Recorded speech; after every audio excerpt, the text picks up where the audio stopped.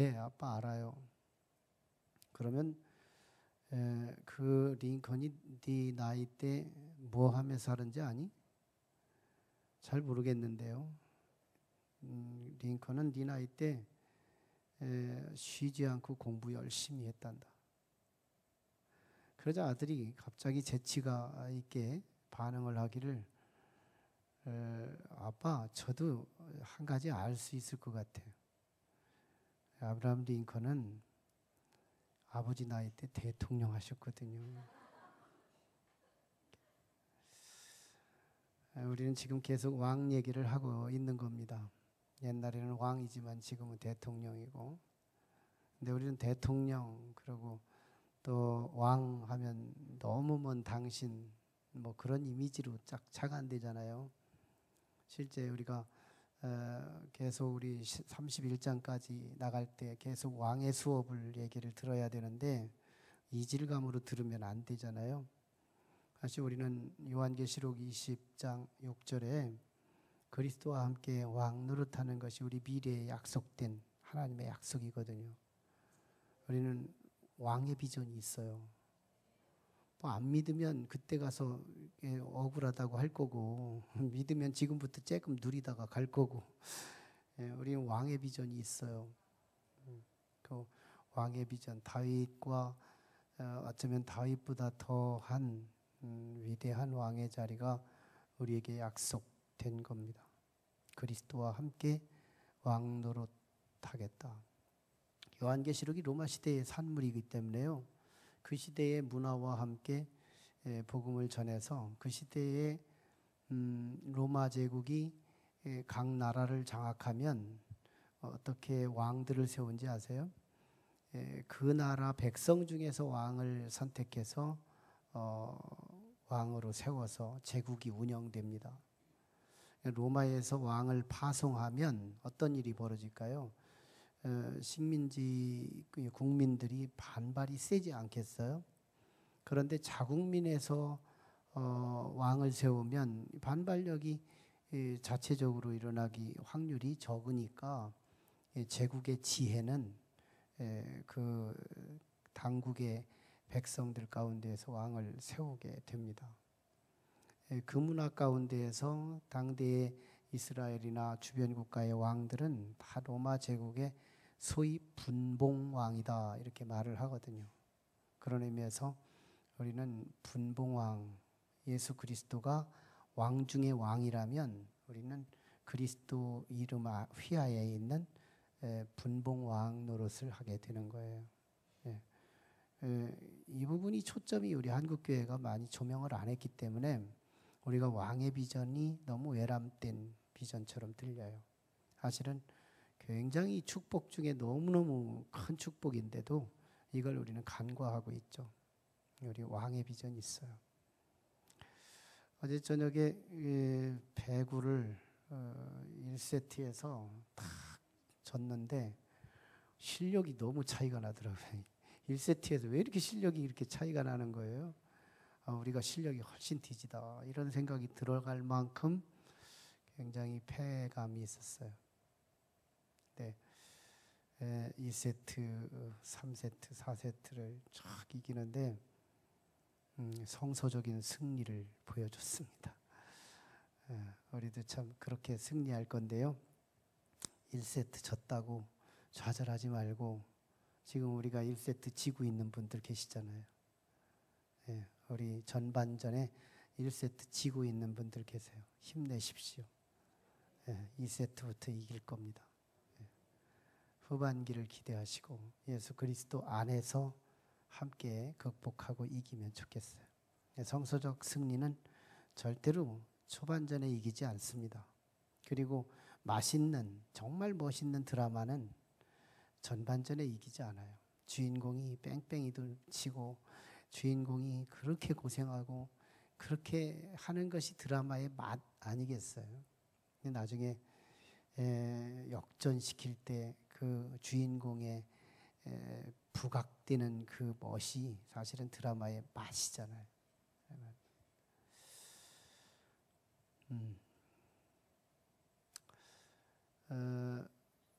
11세기에 있었던 독일의 하일리히 3세라고 하는 왕이 있었습니다.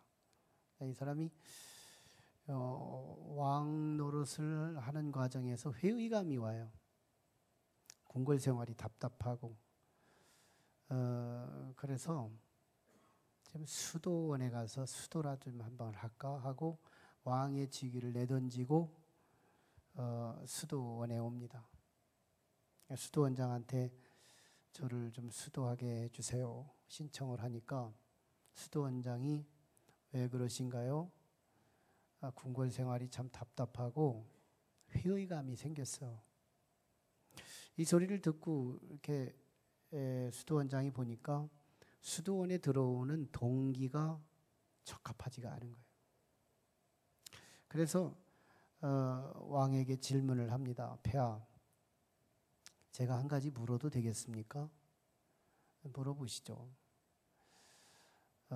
우리 수도원에는요 한 가지 중요한 수칙이 있는데 법칙이 있는데 그게 바로 명령이 떨어지면 하나님의 명령이 떨어지면 절대 복종하는 겁니다.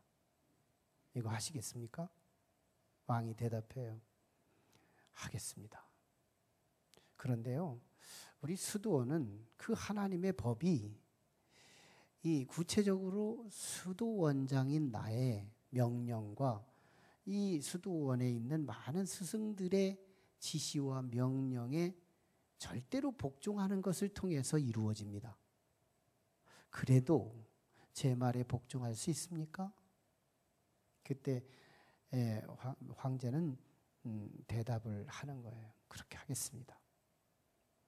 그렇다면 폐하, 지금부터 첫 번째 명령을 내리겠습니다. 폐하는 지금 자리를 들고 일어나셔서 궁궐로 돌아가셔서 백성들을 다스리십시오. 내 처지가 힘들고 어렵다고 해서 그것을 피해 가는 사람은 수도의 1번이 되지 않은 겁니다. 내 삶을 이기고 난 뒤에 여기 와서 수도를 한다면 그것은 유효하지만 성공 가능성이 높지만 내 삶을 피해서 온 사람은 수도할 자격이 없습니다. 이게 수도원 원칙이었어요. 내 삶이 너무 회의감이 있고 너무너무 실증나고 답답해서 도피차로 가서 수도하는 그 수도는 수도가 되지도 않을 뿐 아니라 동기가 틀렸다는 거예요. 자신의 삶의 현장으로 가서 거기서 수도하라. 지난 시간에 우리 다윗의 이야기를 들었어요. 라마나요스로 피했던 다윗이 이제는 피할 곳이 또 하나 있는데 그게 바로 놉 땅이었습니다. 거긴 제사장들이 많이 있었던 곳이고 하나님의 성소 예배드리는 성소가 있었죠. 그곳에 가서 아히멜렉이라는 제사장을 만나서 자신의 배고픔을 해결하고 자신의 두려움과 불안함을 해결하기 위해 칼을 얻기 위해서 그 놉 땅에 갑니다. 그런데 그것을 얻는 과정에 다윗은 거짓을 사용해요. 거짓말을 합니다. 여기서 참 우리는 사무엘 기자가 이 다윗의 이 거짓말을 자꾸 오픈시키는 이유는 다윗은 형편없는 사람이다라는 그걸 고발하기 위해서 쓴 게 아니고 왕의 도는 인간의 모자람 속에서부터 시작된다는 것을 말하고 있는 거예요. 다윗이 장차 위대한 왕이 될 텐데 그 위대한 왕이 화려하게 세워지는 그 왕의 가장 밑바닥에는 우리와 동일 본질인 죄악으로부터 시작되는 것을 고발하기 위해서 다윗은 죄성을 드러내는 거예요. 거짓말 막 하는 거예요. 그리고 막 두려워하고 심히 두려워하고 인간적인 요소를 다 드러내는 거예요. 그럼에도 불구하고 하나님은 다윗에 필요한 걸 다 주십니다. 먹을 수 없는 제사장들만 먹을 수 있는 그 떡을 주고요. 그때는 철기 문화 시대가 아니었기 때문에 어쩌다가 철 하나가 있는 그것이 거기 있는 건데 그 칼을 골리앗이 가지고 있었던 그 칼을 다윗이 취하게 되는데 이게 다 하나님이 허락하시는 거예요. 지난 시간에 우리는 성도, 즉 약속이 있는 백성은 심판 아래 놓이지 않고 은혜 아래, 약속 아래 놓여 있다는 우리 자신의 위치를 깨닫게 된 겁니다. 자, 이제는 우리 다윗의 입장에서 그 높당에서 오래 있을 수가 없었어요. 높당은 더 이상 피난처가 못 됐어요. 높당은 거기에 사울의 목자장이었던 그 스파이가 숨어 있었기 때문에 다윗은 더 이상 거기에 머무르면 안 되게 돼 있어요.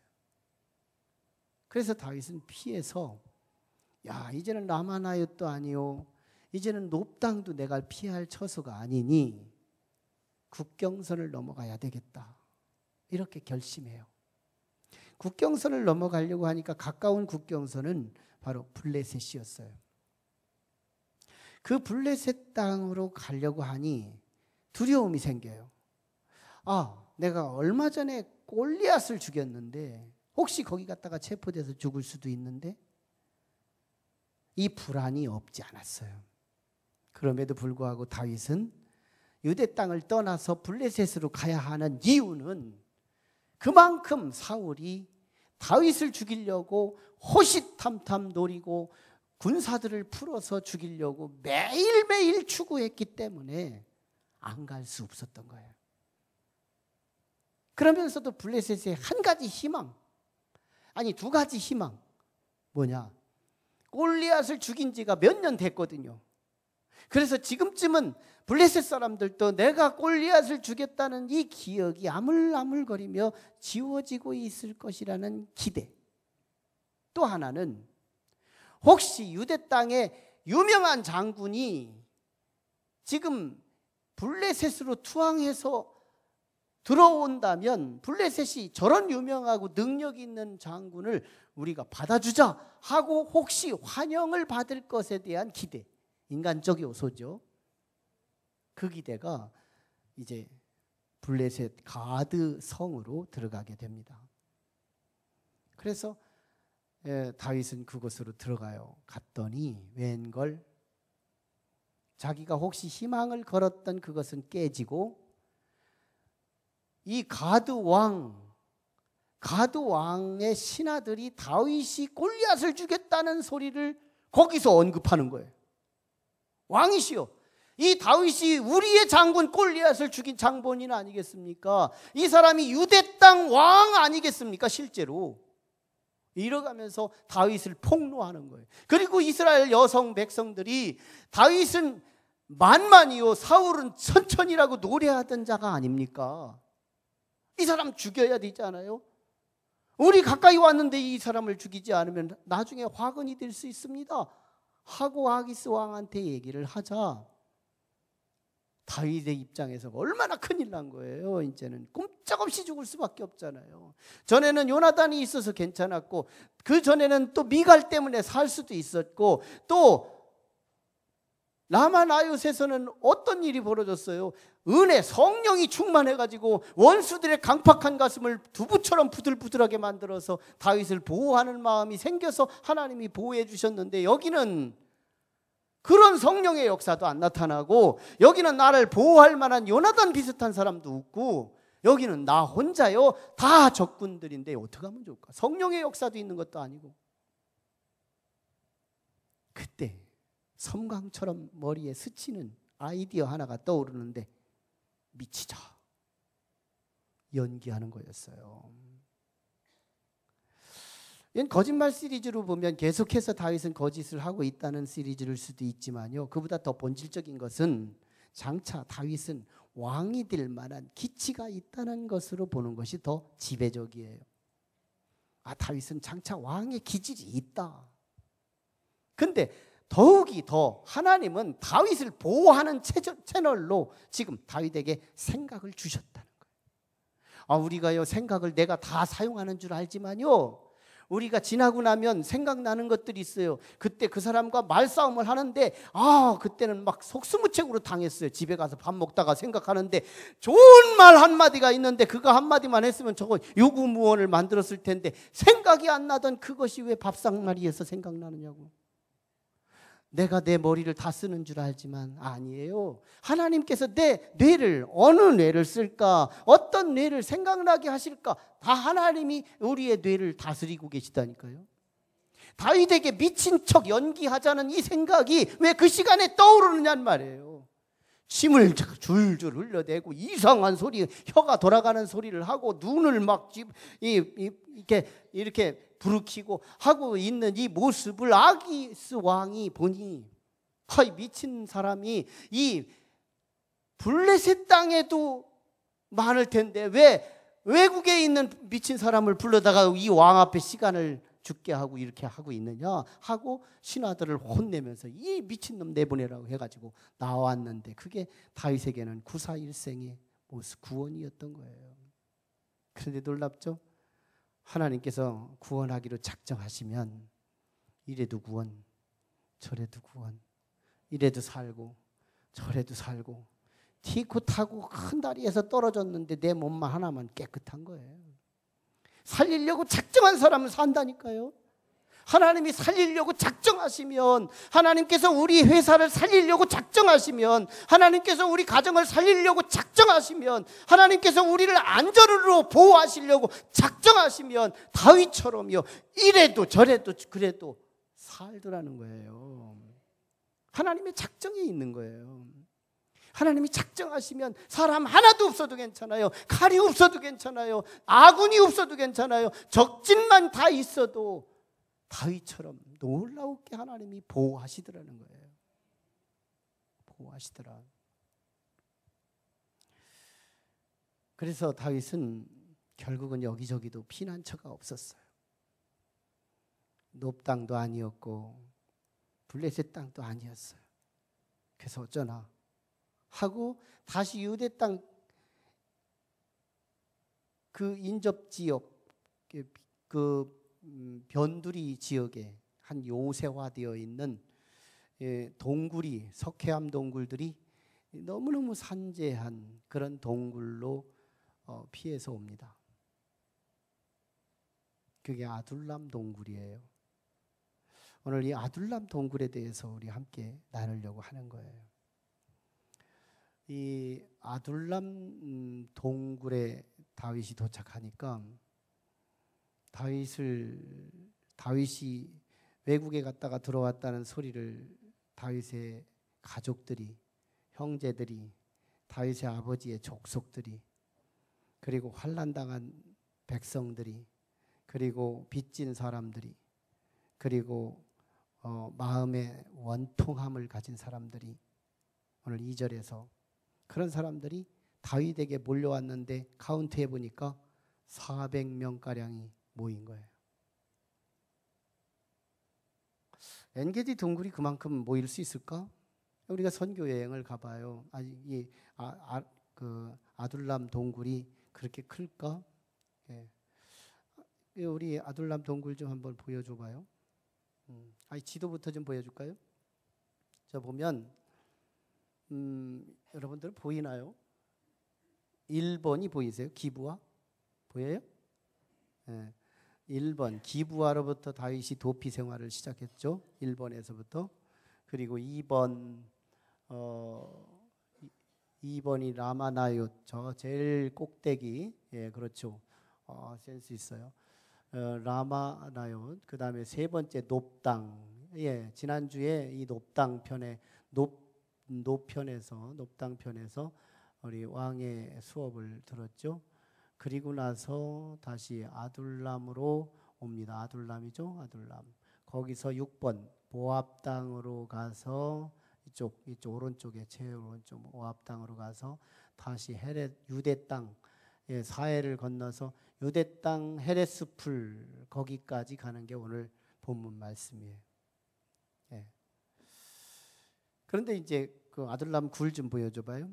아둘람 굴 우리도 성지순례를 가면 그 요새지에 보면 석회암 동굴들이 꽤 많은데 이 동굴들이 대부분 막 큼직큼직합니다.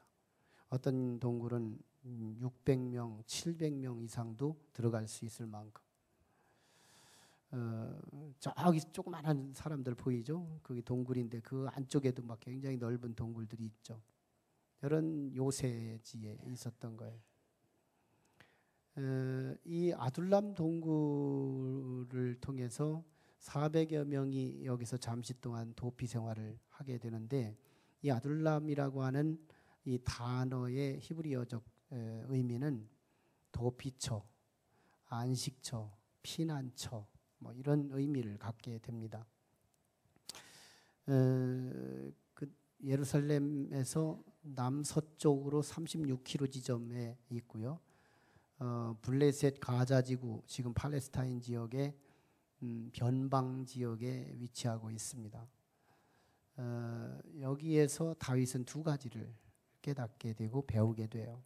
오늘 또 우리가 배워야 할 내용이겠지만요. 첫 번째는 이 아둘람 동굴의 다윗이 장차 일어날 신정왕국, 장차 일어날 신정왕국의 국가적 요소를 다 갖추고 있었다는 겁니다. 아둘람 동굴에서.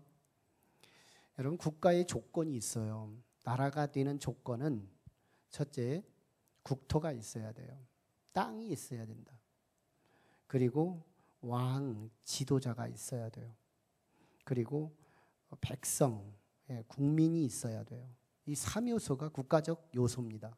국가적 요소. 일반적인 국가론이죠. 이 3요소가 있으면 국가가 될 수 있는 건데요. 우리나라만 해도 인구가 많은 거예요. 굉장히 작은 민족의 한 국가 형성으로 250여 개 국가가 이 세상에 쫙 포진되어 있는데요. 얼마나 몇 명 안 되는데도 국가 요소를 갖고 있어요. 국토가 있기 때문에, 지도자가 있기 때문에, 국민이 있기 때문에. 이 엔게디 동굴에 세 가지가 있었어요. 첫째, 땅이 있었어요. 백성들이 머물 수 있는 땅이 있었다. 그게 동굴이죠. 이것은 장차 유대 땅 전체의 100만 분지 1 지도라고 하면 어떨까요? 아니 오히려 유대 땅에 장차 일어날 왕국, 다윗 왕국의 실험실과도 같은 곳, 아주 조그만하지만 여기는 한 나라의 국가적 요소를 다 주고 있는데 국토가 있다는 거예요. 국토가 있다. 두 번째는 지도자가 있어요. 지도자. 그러니까 21장에 보면 이 지도자 그 아기스 왕의 신하들이 다윗을 보자 뭐라고 말하느냐면 이는 이스라엘 땅의 왕 다윗이 아니냐 이렇게 나왔는데 저게 맞나요? 그 땅의 왕 다윗이 아니니까 이렇게 묻잖아요. 이방인이었어요.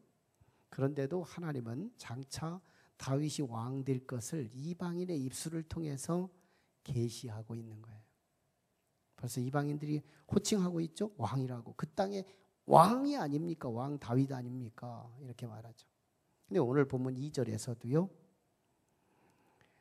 그가 바로 오늘 그들의 우두머리가 되었다라고 말씀하고 있잖아요. 우두머리가. 그러니까 다윗은 지도자가 된 거예요.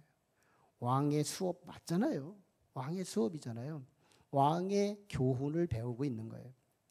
왕의 실험실인 거예요. 왕의 실험실. 거기서 뭐 하느냐? 그일라 전쟁을 치러요. 그러다가 거기서 전리품 갖다가 그들 백성들 400여 명을 먹여요. 왕이니까 먹이는 거잖아요. 그리고 나중에 그일라 전쟁을 치러야 되느냐 말아야 되느냐 해서 23장에 가가지고 3절로 5절 사이에 보면 다윗과 백성들 가운데 의견이 충돌돼요. 다윗이 그일라 전쟁을 치르려고 백성들한테 제안하니까 백성들이 뭐라고 하느냐면 우리가 유대 땅에 머무르는 것만도 불안한데 블레셋 전쟁을 우리가 치르면 이거 사울한테 오픈돼서 당장 죽지 않겠어요? 안 됩니다. 불가합니다. 이거 인간적으로 아닙니다. 그래서 다윗이요 그때 하나님께 기도해요. 하나님 그 일나 쳐들어갈까요? 이길 수 있나요? 하나님께서 가라는 거예요. 다 반대하는데 다윗은 혼자 고집을 피우는 거예요. 다 반대하는데. 위대한 지도자는요 가장 위기스러울 때 자기만의 독보적인 주장을 고집하는데요, 그 고집이 지나고 나면 맞더라는 거예요. 지나고 나면 맞더라는 거예요. 거기서 이기자 이스라엘 백성들에게 명망이 높아지는 일이 더 높아졌고요, 또 400여 명을 어떻게 먹고 살아요? 농사져서 먹을 수 있는 시간도 안 되는 거예요. 그게 지금 전쟁을 치러서 전리품들을 뺏어다가 자기 백성들을 먹이는 거거든요. 이게 탁월한 선택이었거든요. 다윗은 거기서 왕 훈련 된 거예요. 근데 나중에 세 번째 요소가 있는데 그게 백성들의 요소잖아요. 400명이었어요. 400명. 근데 나중에 23장 13절에 보면 600명으로 늘어나요. 600명으로 늘어나요. 이것은 사울 정권이 그만큼 박해하고 그만큼 압제를 했다는 것이기도 하면서 동시에 동시성으로 일어난 것은 다윗의 명망이 자꾸자꾸 백성들 가운데 퍼지고 확장됐다는 것을 의미하거든요. 늘어나잖아요. 그러니까 백성들이 자꾸 늘어나는 거예요. 시간이 지나면 늘어나는 거예요. 이 놀라운 일들이 여기서 일어나는데요, 더욱이 한 수 더 두는 건 다윗이 이 중에서도 자기 부모님을 아주 특별 우대합니다. 나는 이 사무엘 기자의 정말 멋있게 기록되어 가고 있는 사실을 묘사한 걸 거지만 참 너무너무 참 감사한 일이에요. 한 위대한 지도자가 나오기까지 보이는 부모님을 하나님처럼 섬기는 이 진정한 효성을 드러내고 있어요. 위대한 지도자는요 자신의 피부치를 소중하게 여기는 거예요. 내 피부치를 소중하게 여기지 않고는 피부치 아닌 이웃을 사랑한다는 건 다 어불성설이거든요. 거짓일 수 있거든요. 주님도 말씀하셨어요. 보이는 사람 이웃을 사랑하지 아니하고 보이지 않는 어찌 하나님을 사랑한다고 할 수 있겠느냐. 말이 안 되는 거다. 이렇게 말한 것처럼 다윗은 장차 하나님을 죽도록 사랑할 사람인데 보이지 않는 하나님을 사랑하기 이전에 다윗에게 무슨 훈련을 하는 거예요? 보이는 내 아버지를 하나님처럼 섬기는, 내 부모를 하나님처럼 섬기는, 모압 왕한테 궁궐 생활을 하도록 거기 가서 고생하지 말라고, 이 아둘람 굴에서 이 척박한 땅에서 배고파하며 추우며 더우며 이 고생하지 말라고 아버지 부모님에게 특별 대우하고 있는 이 다윗의 효성, 이건 1차적으로는 수신제각 지구평천하 네 가정을 다스릴 줄 아는 사람이 국가를 다스릴 수 있는 이 수순의 문제이기도 하지만 보이지 않는 하나님을 섬기려거든 보이는 사람을 섬기는 일에 명쾌하라는 얘기를 하고 있는 거예요. 그래서 결국 이 다윗은요 지도자 훈련을 하고 있는 겁니다. 근데 더 중요한 건 일반적인 국가 요소는 세 가지, 단순하게 국토가 있고 그리고 지도자가 있고 백성이 있으면 되는데 지금 아둘람 동굴에는 하나가 더 있어요. 그게 뭐냐? 바로 갓 선지자예요. 하나님의 종이었어요. 갓 선지자가 하나가 더 있는 거예요. 다윗에게 있어서 이 갓 선지자 하나가 더 붙어준 것은 다윗에게 있어서 금상첨화요. 날개 하나를 더 달려준 거거든요. 너무너무 축복을 받은 거거든요. 예? 여러분 다윗에게 나침판이 선지자였어요. 다윗이 가야 할지 안 가야 할지를 모르고 있을 때 그때 선지자는 언제나 그가 갈 수 있는 길을 열어주잖아요. 오늘 5절도 보세요. 오늘 5절도 보면 다윗이 가야 할 길을 제시하잖아요. 다윗은 지금 이 굴에, 이 동굴에 그대로 머물러 있기를 원하고 있는 거예요. 왜? 이 요새 지역이니까. 사울이 여기까지는 못 쳐들어올 거라고 생각하니까. 그런데요, 하나님은 알고 계신 거예요. 다윗의 가족들이 다윗 소문 들고 해외 갔다가 돌아왔다는 소리를 다윗의 가족들도 알고 왔잖아요. 그리고 억울한 사람들, 환난당한 사람들, 거기에 또 답답한 사람들, 이런 사람들이 다윗을 따라서 400여 명이 왔잖아요. 그러면 무슨 말이에요? 사울 왕의 측근들도 알고 있다는 얘기거든요. 근데 다윗만 몰라요. 이렇게 무지하고 갈 바를 알지 못하고 있을 그때에 하나님은 누구를 붙여요? 갓선지자를 붙여서 이 다윗으로 하여금 갈 바를 알지 못할 때 가라고 말하는 거예요. 그래서 어디로 갈까요? 하고 물었더니 유대 땅으로 가라는 거예요. 유대 땅으로. 누가 있는데? 사울이 왕 노릇하는 곳. 사울의 영역이, 사울의 영향력이 직접적으로 영향을 미치는 땅. 거기에 헤렛 숲으로 들어가라는 거예요. 아, 참 놀라운 모순이죠. 여기는 불완전하니 빨리 피해서 유대 땅으로 들어가라. 헤렛 숲으로 들어가라. 가 선지자가 지도하는 이 지도, 이 나침판, 이 방향성은 옳은 걸까요? 틀린 걸까요? 우리의 상식으로는 틀린 게 맞다니까요. 왜 사자의 굴 속에 들어가야 되느냐고요. 근데 놀랍습니다. 하나님은 우리 사람들에게 어떤 것이 어디에 약한지를 알고 계세요. 저와 여러분들은 모두가 다 동일할 거라고 봐요. 초조해지고 불안해지고 힘들어지면 내 눈의 초점이 하나 쪽으로 자꾸 줄어들어요. 고난이 오면 초점이 축소돼요. 근데 여유로워지고 넉넉해지고 평안해지고 그러면 초점 시선이 멀티해지는 거예요. 자꾸 여기도 봐지고 저기도 봐지고 이것도 봐지고 저것도 봐지고 자꾸 시선이 넓어지는 거예요. 그리고 에너지도 분산해요. 에너지도 실제로 바라보기만 하는 게 아니라 실제로 분산해요. 이게 여유로운 인생이거든요. 이게 영적으로도 정비례하더라는 거예요.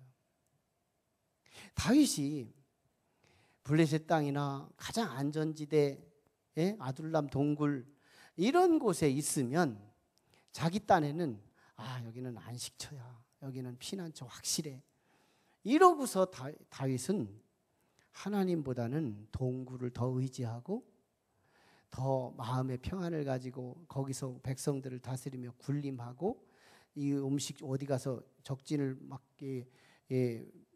목자들을 쳐서 양떼들을 막 물어와라 이렇게 할 수도 있거든요.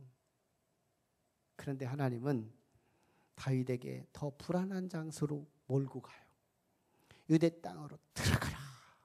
유대 땅으로 들어가라. 근데 이게 우리한테 하는 하나님의 제스처라니까요. 우리의 삶 속에 너무너무 불안한 정국으로 우리를 밀어넣는 거예요. 가끔씩은 원치 않는 불안한 사업으로, 가끔씩은 원치 않는 불안한 건강으로, 가끔씩은 원치 않는 부도의 위기로 우리를 자꾸 몰아낼 때 이게 내가 실수해서도 그럴 수 있지만요, 하나님께서 의도적으로 그럴 수도 있다는 거예요. 훈련자 인생에서. 유대 땅으로 돌아간 다윗은 어떻게 된지 아세요? 23장 14절에 보면 사울 왕이요 다윗을 매일 찾았다고 그래요. 사울 왕이 매일 다윗을 찾았다고 말해요. 그러면 연쇄적으로 생각할 수 있는 것은 다윗은 불안과 초조가 극에 달한 겁니다. 내가 살고 있는 건 이건 지금 초로다, 초로. 풀끝에 매달린 생명 하나일 뿐이다. 언제 죽을지 모르는 아주 일용할 생명을 가지고 살아가는 다윗이 된 거예요. 근데 보세요.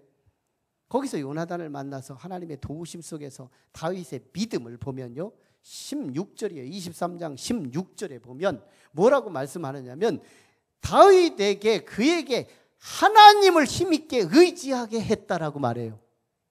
가장 불안했더니 가장 불안한 정국에 던져놓은 다윗이 뭘 해요? 하나님을 가장 힘있게 믿었다는 거예요.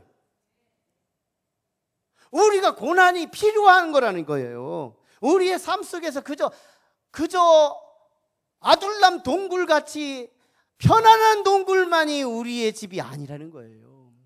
하나님의 훈련은, 하나님의 수업은, 하나님의 가르치는 교실은 우리에게 콩닥거리는 현실 속에 우리를 집어넣기도 하더라는 거예요. 이게 내 실수 때문이기도 하지만 어떤 때는 하나님 바라봐라, 하나님 속으로 숨어라, 이걸 가르치기 위해서 하나님은 우리에게 그런 고난을 주시더라는 거예요.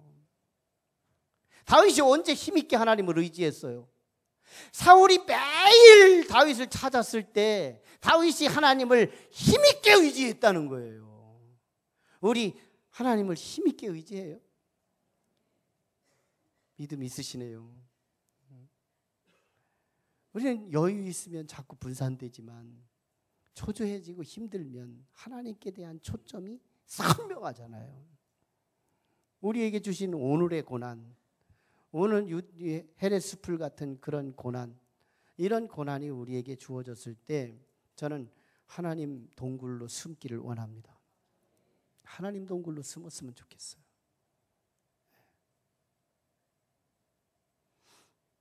결국 우리 하나님은 하나님께로 숨기를 원하고 계세요. 하나님께로 숨어라. 코리 텐 붐이라고 하는 우리 크리스천 작가가 2차 세계대전 당시에 독일 수용소에 갇혀 있었습니다. 그분은 그는 나의 피난처, 주님은 나의 피난처라는 책을 쓰신 분이죠. 그분이 유대인들을 숨겨줬다는 죄값으로 가족들까지 함께 다 수용소에 갇히는데 2차 대전 내내 갇히게 돼요. 거기 갇혔던 사람들은 거의 조금씩 끌고 나가서 다 죽이게 되는데요. 코리 텐 붐이라고 하는 이 사람은 그때 하나님께 막 기진맥진한 기도를 드립니다. 하나님, 나 믿음도 다 잃어버렸어요. 난 이길 수 있는 인내도 다 쏟아졌어요. 하나님, 나 어떻게 할까요? 그 기도가 끝나자마자 이 지하 감옥에 밑에 보니까 개미 한 마리가 싹 걸어가는 게 눈에 선명하게 보이는 거예요.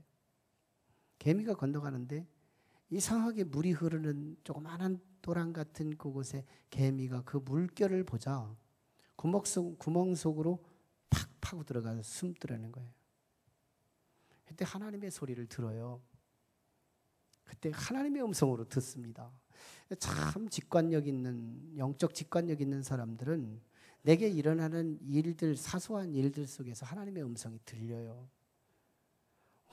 어떤 사람은 말씀을 해도 못 듣는데, 설교를 해도 못 듣는데 말이죠. 그런데 개미가 지나가는 이 제스처 하나에도 하나님의 음성을 듣잖아요. 이렇게 식욕이 좋아야죠. 식욕이 좋아야죠. 개미가 지나가는데도 주의 음성이 들리는데 설교라고 하면서 하나님의 음성이라고 말을 해도 못 듣는, 그게 참 문제가 되죠. 코리 텐 붐은 그걸 여류 작가였는데 그 개미를 보면서 하나님의 음성을 들어요. 코리야, 너 개미 보았니? 네, 개미가 보이네요. 개미가 어려움을 당하자 뭐 하든?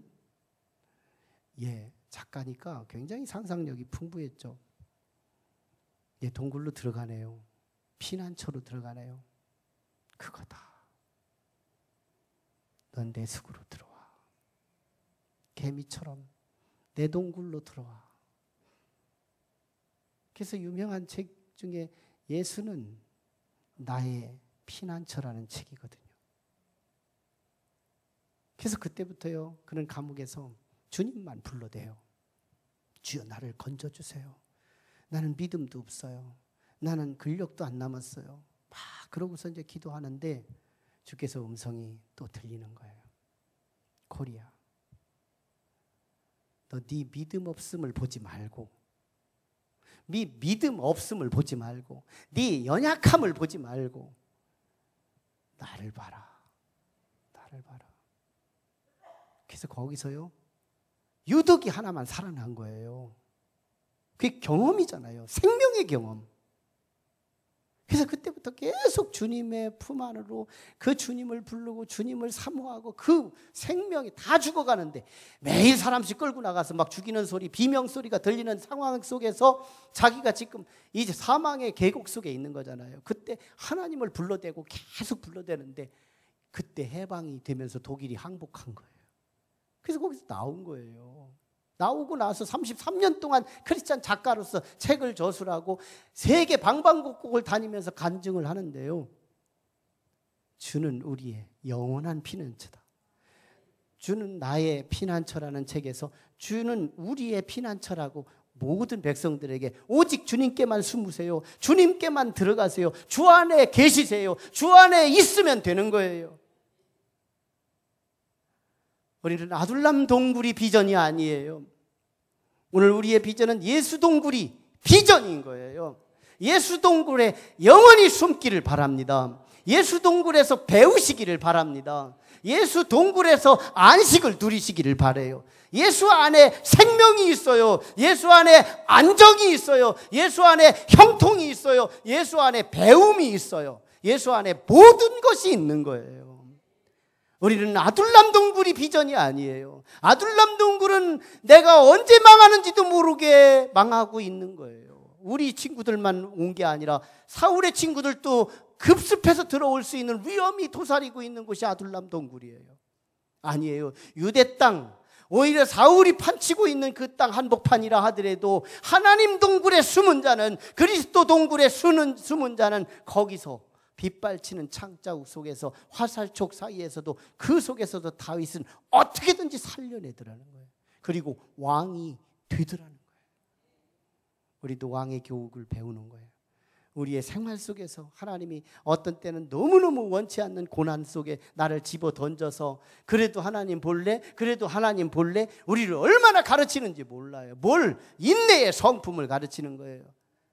인내의 성품, 참고 또 하나님 또 바라보고 또 실패하고 또 하나님 또 바라보고, 그러면서 우리의 삶에 수없는 반복된 실패와 좌절 속에서 뭐만 남을까요? 우리는 하나님과 나 사이 관계만 남아요.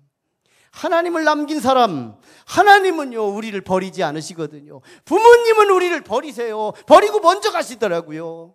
나를 영원히 나를 기저귀를 갈아주고 찬 밥, 더운 밥 갈아가면서 나를 키워주시고 등록금 대주고 그러는 부모님이 언제든지 그럴 줄 알았는데 저보다 몇십 년 먼저 가시고 말더라고요. 그런데도 한번 선택하셔서 자녀를 삼으시면 내가 죽어도 버리지 않으시는 분이 그 하나님이신데, 그 하나님에 머무르고 그 하나님 안에 동굴, 예수 동굴, 하나님 동굴 안에 있는 자에게 하나님은 성공을 약속하고 있는 거예요. 만왕의 왕 되신 예수 그리스도 휘하에 우리는 분봉왕으로 약속하고 있는 요한계시록 20장 6절의 약속을 확신하기를 바랍니다. 왕의 성품으로 인내할 줄 알고, 왕의 성품으로 사랑할 줄 알고, 왕의 성품으로 너그러울 줄 알고, 왕의 성품으로 성품이 고결하고, 그럴 때 천군 천사의 휘하의 백성들을 다스릴 만한 위대한 왕이 이곳에 가득할 줄로 믿습니다. 그리고 그곳에 있을 때만이 우리는 영원한 구원이 이루어지는 거예요. 예수 안에 계셔야 돼요. 예수 안에서 배우고 예수 안에서 안식을 누리면 우리는 왕의 수업 끝나는 거예요. 아둘람 동굴의 교훈은 이 두 가지예요. 아둘람 동굴에서 실제는 다윗이 왕 배웠잖아요. 아둘람 동굴은 영원한 도피처가 아니고 하나님이 도피처라는 것을 유대 땅 헤레스풀로 가게 함으로 인하여 더 콩닥거리는 현장 속에서 하나님만 의지하게 만들게 해서 힘있게 의지하는 다윗을 만들어내잖아요. 하나님의 이 멋진 작품, 이 대상이 오늘 저와 여러분 되기를 주의 이름으로 축원합니다. 기도하시죠. 우리 함께 기도할 때, 하나님, 내 삶 속의 어려움은 때로는 내 실수 때문에, 내 약점 때문이기도 하지만